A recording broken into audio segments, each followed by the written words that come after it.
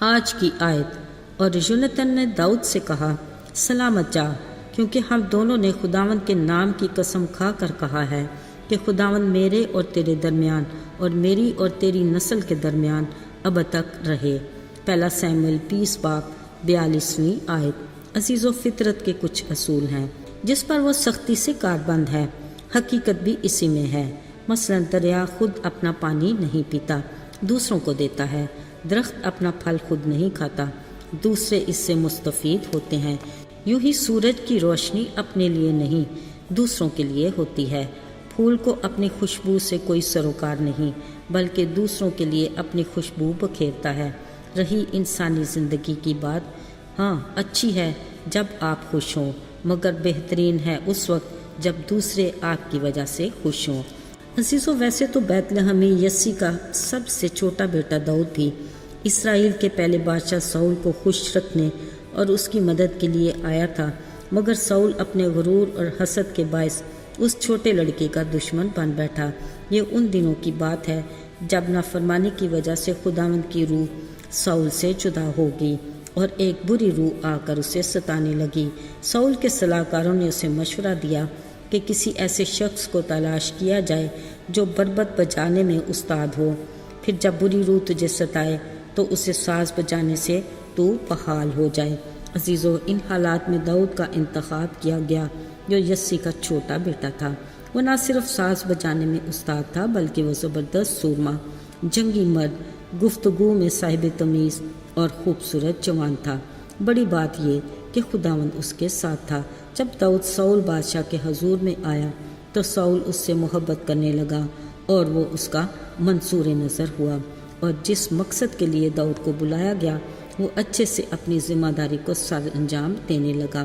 یاد رہے، جاتی جولیت کو شکست دینے کے بعد ساؤل کے بیٹے یونتن کا دل بھی داؤد سے ایسا مل گیا کہ وہ اس سے اپنی جان کے برابر محبت کرنے لگا۔ اس نے اپنی قبا جو وہ پہنے تھا داؤد کو دے دی، بلکہ اپنی پوشاک، تلوار، کمان اور اپنا کمر بند تک اس کو دے دیا۔ یوں داؤد اور یونتن پکے دوست بن گئے۔ ساؤل بادشاہ نے اس کے باپ سے اجازت لے کر اسے اپنے محل میں رکھ لیا۔ یوں محل کے دروازے داؤد کے لیے پہلے ہی کھل گئے۔ مگر جب ساؤل نے اسرائیلی عورتوں کو خوشی سے یہ گاتے سنا کہ ساؤل نے ہزاروں کو پر داؤد نے لاکھوں کو مارا تو ساؤل حسد سے بھر گیا۔ اب وہ اس کی جان کا دشمن بن گیا، اور کئی بار جب داؤد ساؤل کے لیے بربط بجا کر اسے راحت دینے کی کوشش میں ہوتا، ساؤل نے کئی بار اسے بھالے سے مار ڈالنا چاہا، مگر وہ ہر بار بچ جاتا۔ دوسری طرف یونتن اور داؤد کی دوستی وقت کے ساتھ پکی ہوتی رہی، پر جب یونتن نے اپنے باپ ساؤل کے بارے میں سنا کہ وہ داؤد کو جان سے مار ڈالنا چاہتا ہے تو اس نے اپنے باپ کے سامنے داؤد کی تعریف کی اور کہا، بادشاہ اپنے خادم داؤد سے بدی نہ کرے، اس نے تیرا کچھ گناہ نہیں کیا بلکہ تیرے لیے اچھے کام ہی کیے، اور اپنی جان ہتھیلی پر رکھ کر فلسطی سورما کو قتل کر کے اسرائیلیوں کو فتح سے ہمکنار کیا۔ ساؤل نے اپنے بیٹے کی باتیں سنی اور اسے یقین دلایا، کہا، خداوند کی حیات کی قسم، وہ مارا نہیں جائے گا۔ پس یونتن پھر ایک بار داؤد کو ساؤل کے پاس لے آیا اور وہ پہلے کی طرح اس کے ساتھ رہنے لگا۔ ان ساری باتوں کے باوجود ساؤل کئی بار اپنی قسم سے پھر جاتا اور داؤد کو مارنے کے در پہ ہوتا، مگر یونتن نے ہر بار اپنے بہترین دوست ہونے کا ثبوت دیا اور ہر بار اس کی جان بچاتا۔ اکثر ساؤل بادشاہ کا غصہ یونتن پر بھڑکتا رہتا۔ وہ جانتا تھا کہ یونتن دوست کی حیثیت سے داؤد کو ہر بار میرے منصوبے سے آگاہ کر دیتا ہے۔ پھر کبھی ایسا بھی ہوا کہ یونتن نے اپنے دوست داؤد کی وجہ سے کھانا بھی نہ کھایا۔ یوں ہی دن گزرتے گئے اور حالات داؤد کے لیے بدتر ہوتے گئے۔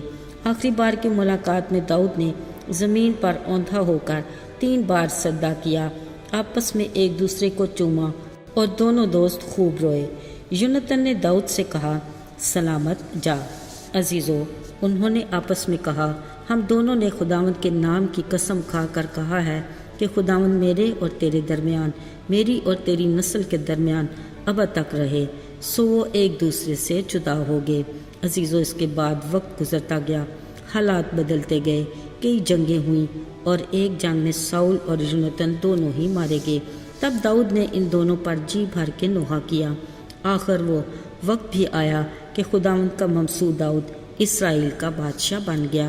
اپنے ابتدائی کاموں کو سر انجام دے کر ایک دن اسے اپنا دوست یونتن بے حد یاد آیا۔ اسے اپنے دوست سے دوستی نبھانے کا وعدہ بھی یاد تھا، لہٰذا کافی تلاش کے بعد اسے بتایا گیا کہ یونتن کا ایک بیٹا مفیبوست ہے جو معذور ہے۔ داؤد جو اب بادشاہ بن چکا تھا، اس نے یونتن کے بیٹے مفیبوست کے خادم کو بلا کر اسے کہا، ساؤل اور یونتن کے گھرانے میں جو بھی بچا ہے میں اس پر خدا کی سی مہربانی کرنا چاہتا ہوں۔ سو یونتن کے معذور بیٹے مفیبوست کو بادشاہ کے حضور لایا گیا۔ داؤد بادشاہ نے نہ صرف اسے اس کے باپ دادا کی ساری زمین لوٹا دی، بلکہ وہ مرتے دم تک بادشاہ زادوں کی طرح بادشاہ کے دسترخوان سے کھانا بھی کھاتا رہا۔